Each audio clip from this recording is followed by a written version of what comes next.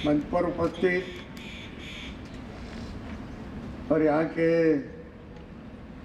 परिसर के विधायक और यही कॉलेज के विद्यार्थी, विधायक कालीचरण जी सराफ, विधायक गोपाल जी शर्मा जी, राजस्थान यूनिवर्सिटी के कुलगुरु अल्पना जी कटेजा, सभी आचार्य, अधिकारीगण, सभी शिक्षकगण, कर्मचारीगण, छात्र छात्राएं, मीडिया बंधु, छायाचित्रकार भाई और बहनों, मैं प्रथमतः राजस्थान विश्वविद्यालय परिसर में निर्मित वाणिज्य महाविद्यालय भवन का लोकार्पण हुआ ये जाहिर करता हूं।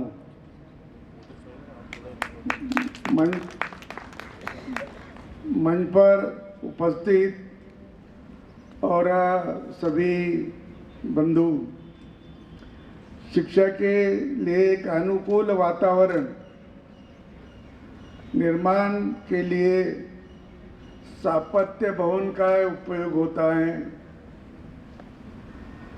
वाणिज्य भवन, वाणिज्य बोले कॉमर्स,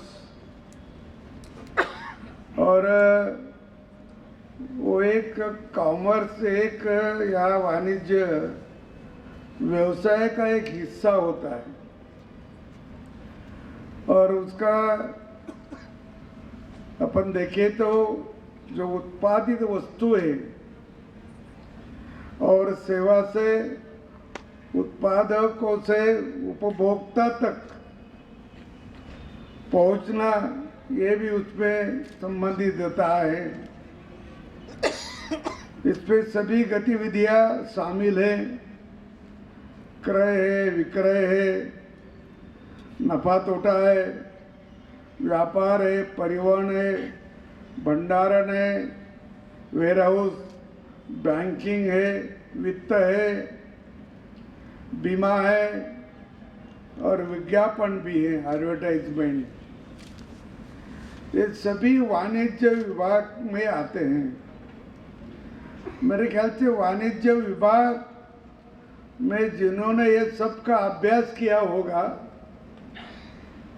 तो नौकरी नहीं करेगा, व्यवसाय करेगा, उद्योग करेगा, या कभी फैक्ट्री डालेगा, क्योंकि उन्होंने क्यों बैंकिंग ही ज़्यादा पढ़ा तो फिर उनकी इच्छा होती बैंकिंग में काम करो, बैंकिंग क्षेत्र में नौकरी करो। लेकिन जिसकी ये भावना होती है कि हम उत्पादित वस्तु जो है वो उपभोक्ता तक पहुंचाएंगे और इसमें व्यापार हो या कारखानदारी हो, इसमें भी जाने की इच्छा यहाँ से भी प्रकट होती है। ये वाणिज्य विभाग का एक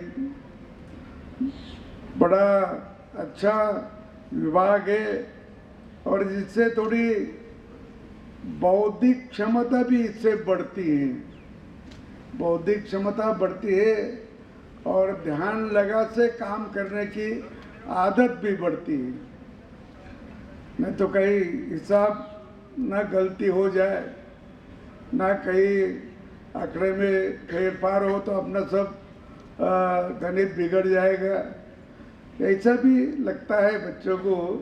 और इससे ध्यान पूर्वक पढ़ने का भी विचार हो जाता है बच्चे के मन में, क्योंकि ये ऐसा हमारे आर्ट्स में या कला में तो अपन मराठी पढ़ते, इतिहास भूगोल पढ़ते, ये पढ़ते वो पढ़ते, लेकिन वाणिज्य में ज़रा थोड़ी गहराई से पढ़ने को मिलता है और वो गहराई से ही पढ़ते हैं और अच्छे काम में भी लग जाते हैं। तो ये भवन की लागत भी अभी करीब करीब 6 करोड़ रुपए हो गई है 5 करोड़ कोई ज़्यादा लाख भी है तो 6 करोड़ के करीब होती है। प्रदेश में सबसे पुराना और देश भर में महत्वपूर्ण स्थान ये विश्वविद्यालय का है। और राजस्थान का तो ये बहुत पुराना विश्वविद्यालय भी है, तो इसको ग्रेड भी मिला है A+। जैसे राजस्थान विश्वविद्यालय में नैक मिला है, नैक लिया है, तो और कोई 5-6 विश्वविद्यालय में राजस्थान में लिया। मेरे ख्याल से कॉलेज में कितना लिया मालूम नहीं, लेकिन नैक की जरूरी है। नैक से अपना यहाँ का जो व्यवस्थापन है वो समझ में आता है। केवल बिल्डिंग नहीं, बिल्डिंग अगर इसका जो भौतिक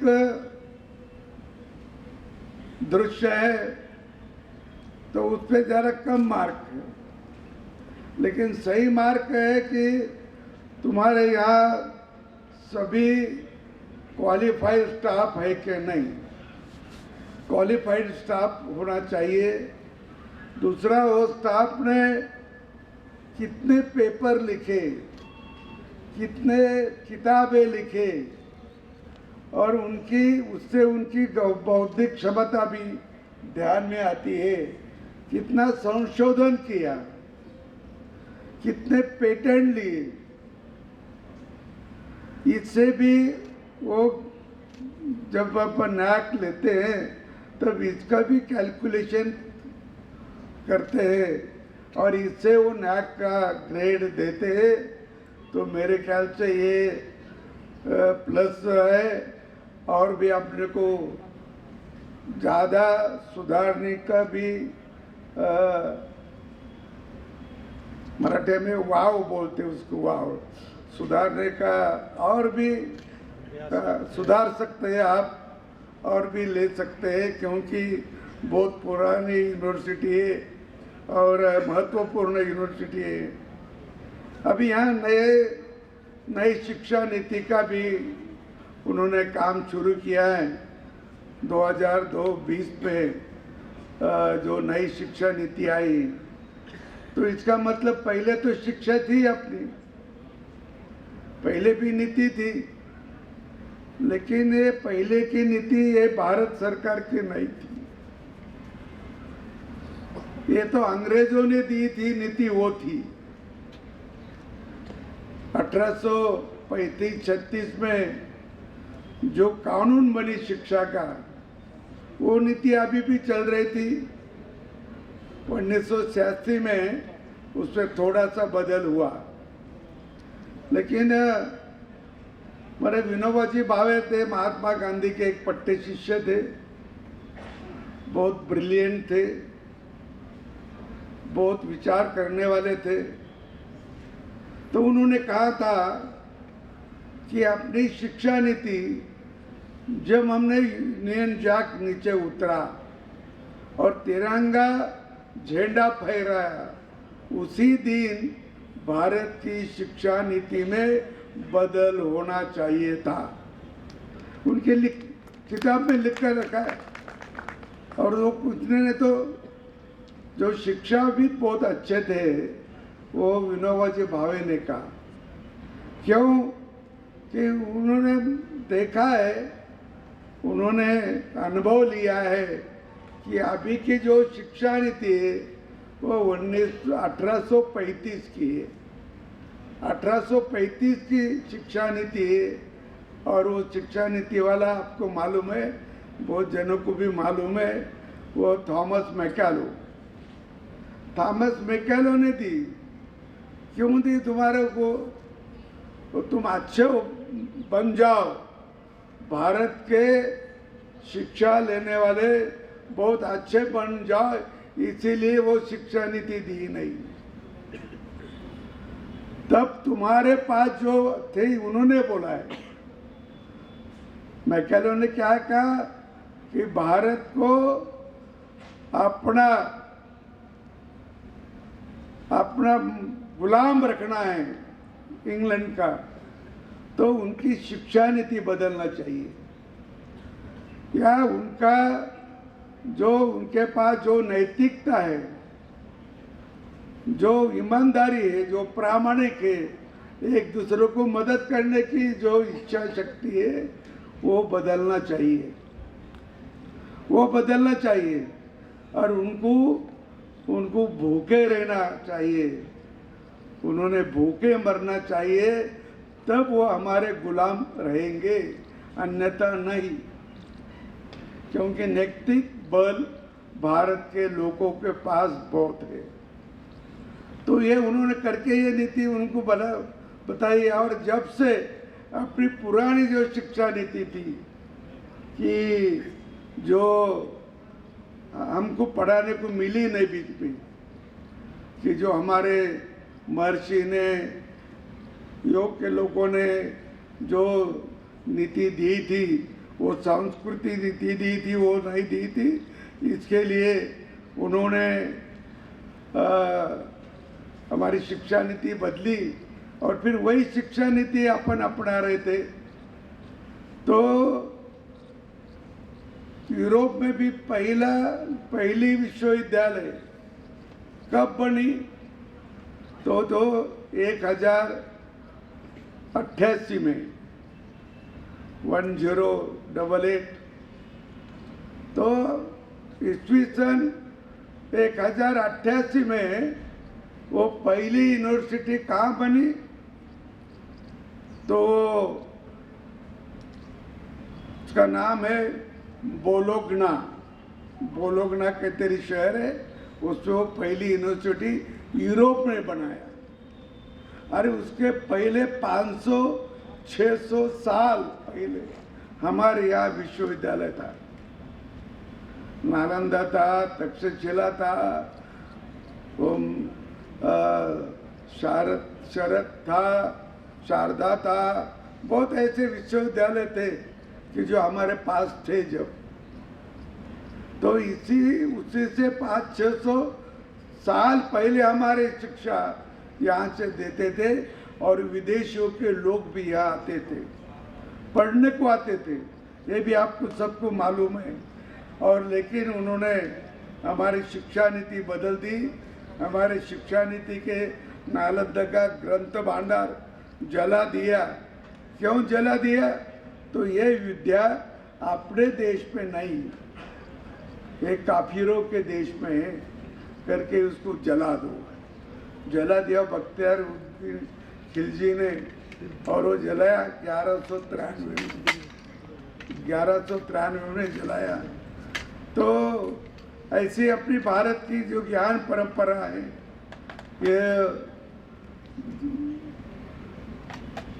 ये जो परंपरा है, ये बहुत प्राचीन शिक्षाओं के आलोक में ऐसी परंपरा है। उसी परंपरा का राजस्थान विश्वविद्यालय है। यहाँ तो नवीन संस्कृति का विकास कैसा हो, इसका भी विचार करना चाहिए। और आपको मालूम है, बहुत सारे इसमें आपने देखा होगा कि हमारे विद्या कितनी पुरानी है, और हमने लोगों को भी विदेश को भी क्या क्या दिया। मेरे ख्याल से मनोज कुमार का एक जो गाना है सिनेमा का, वो शायद आपको पाठ होगा। मैंने तो कभी देखा नहीं, वो सिनेमा भी देखा नहीं, लेकिन पेपर भी पढ़ा। वो भी अभी पढ़ा कि जो उनका देहांत हुआ तब। तो उन्होंने क्या कहा था वो मनोज कुमार में, जीरो दिया मेरे देश में, देश नहीं, जीरो दिया मेरे देश ने, तब दुनिया की गिनती चालू हो गई। तब वो गिनती नहीं आती थी उनको, दुनिया को। पहले हमने जीरो दिया करके उनकी गिनती शुरू हो गई। इतनी शिक्षा में बहुत सारी बातें हमारे पास थी, लेकिन हम सब वो भूल गए। हमारे पास तो हमको बार बार वो सिखाया नहीं बीच में। तो इसीलिए हमारी संस्कृति और हमारे शिक्षा पद्धति, ये सारे विश्व को हम दे रहे थे। जो इतना भारत में ताकत थी। और अभी मैं ये भी जानता हूँ कि यहाँ के जो रैंकिंग होता है विश्वविद्यालय का, तो मेरे ख्याल से कि भारत का रैंकिंग में तो यहाँ के कुछ आए, भारत के रैंकिंग 25 का जो है वहाँ के यहाँ आए, लेकिन यहाँ का कोई राजकीय विश्वविद्यालय उसमें मुझे कहीं दिखा नहीं। आपको किसी को मालूम हो तो जरूर बताइए, लेकिन उस पर नहीं दिखा। उस पर कौन सा दिखा? अभी 25 का है, उसके लिखा है कि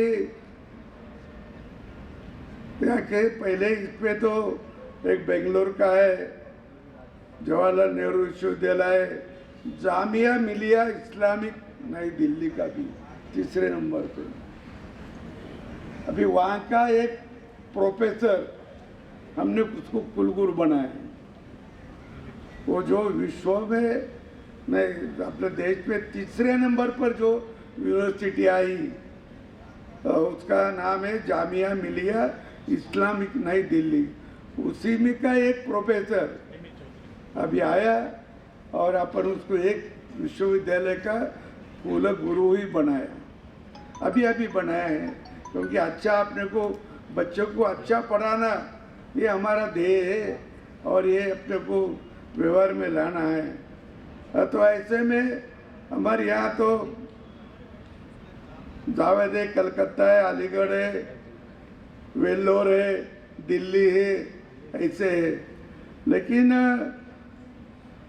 कई संस्था अपने इधर भी है, राजस्थान के विश्वविद्यालय के से वो BITS है, वो पिलानी में है, और मणिपाल यूनिवर्सिटी भी है जयपुर में मणिपाल है ना, हाँ, तो वो भी है। IIT जोधपुर है, वनस्थली है। अतः मेरे ख्याल से प्राइवेट यूनिवर्सिटीज है, इसमें कोई गवर्नमेंट यूनिवर्सिटीज नहीं है।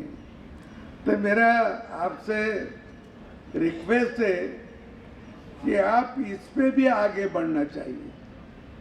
गवर्नमेंट यूनिवर्सिटी जो है, राजकीय यूनिवर्सिटी, उन्हें ये रैंकिंग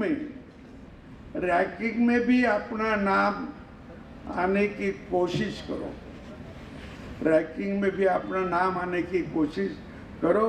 और जो गवर्नमेंट की यूनिवर्सिटीज़ हैं उन्हें तो वहाँ स्वयं पुढ़ाकार लेकर, हमारा भी प्राइवेट क्या आता है तो हमारा क्यों नहीं आता है, हम भी कोशिश करेंगे, हम भी प्रयत्न करेंगे, हम उस दिशा से जाएंगे। ये जब तक अपन मन में नहीं लाएंगे तब तक नहीं होगा। मन में लाओ, होगा। मन में आना महत्व का है। और सभी के मन में, वो विद्यार्थी हो, तुम्हारे यहाँ का कर्मचारी हो, प्रोफेसर हो, सभी के मन में ये बात आना चाहिए कि हमारे यूनिवर्सिटी का भी नाम हिंदुस्तान के रैंकिंग में आना चाहिए।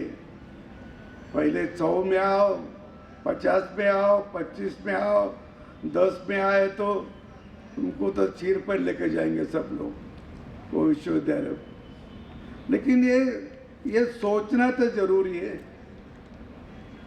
लगता है अपने सबको ये आना चाहिए, लेकिन आना चाहिए उसके लिए जो कोशिश करना है, जो प्रयत्न करना है, थोड़ा त्याग भी करना पड़ेगा, समय का ज़्यादा समय देना पड़ेगा। और ये जब तक अपने मन में नहीं आता और आप उस पर ध्यान नहीं देंगे, रोज रोज मन में रखना पड़ेगा, तभी ये हो सकता है। और एक करो, ज़रूरत है, आपका भी नाम बढ़ जाएगा, यूनिवर्सिटी का भी नाम बढ़ जाएगा और कुलगुरु का भी नाम बढ़ सकता है। ऐसे ये भी आप सोचो। प्राध्यापक की भी बहुत जिम्मेदारी इसमें होती है, ये भी आप ध्यान में रखो। और गुणवत्तापूर्व शिक्षक एक गुणवत्तापूर्वक शिक्षा देने का आपने सोचना चाहिए कि सभी गुणवत्ता जो बढ़ाना।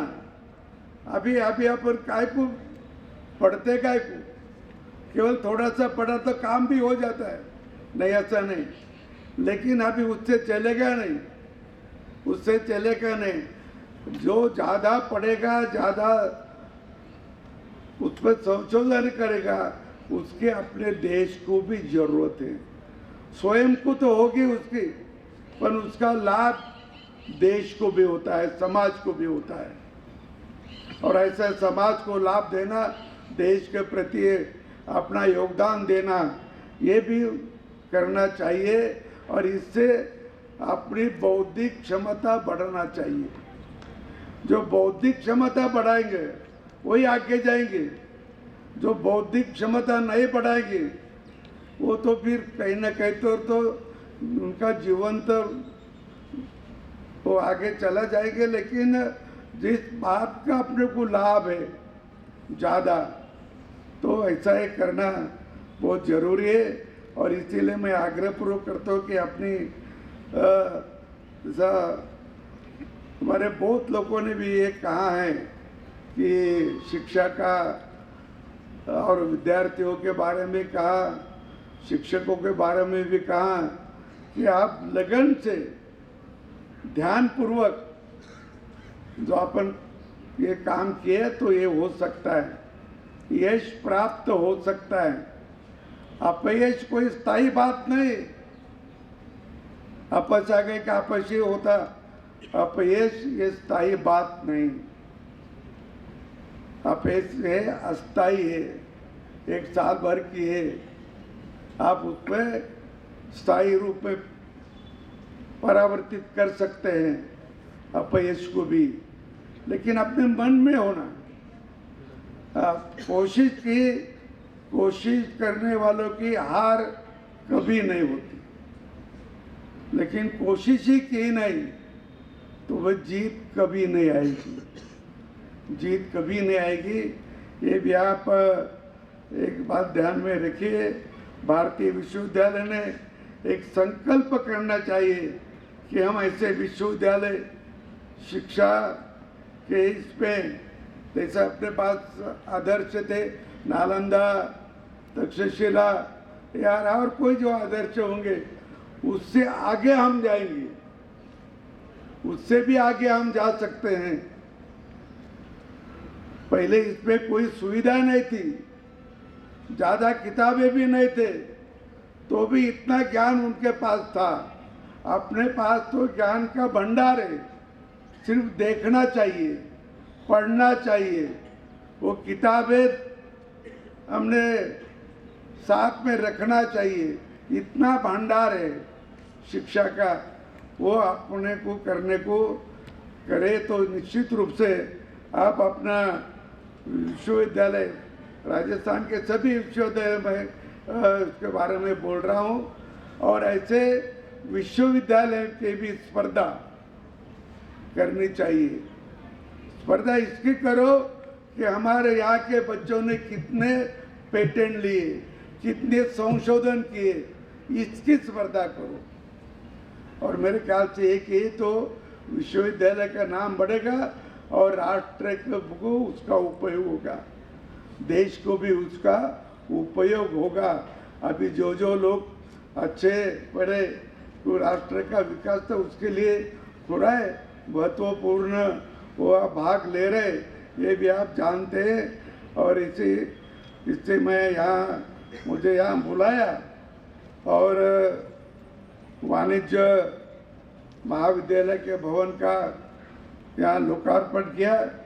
इसीलिए मैं आप सभी का, हमारे कुलगुरु जी, उसके प्राध्यापक, विद्यार्थी, आप सभी, हमारे 2 MLA भी यहाँ बैठे, उनका बहुत बहुत आभार व्यक्त करता हूँ और रुकता हूँ। धन्यवाद।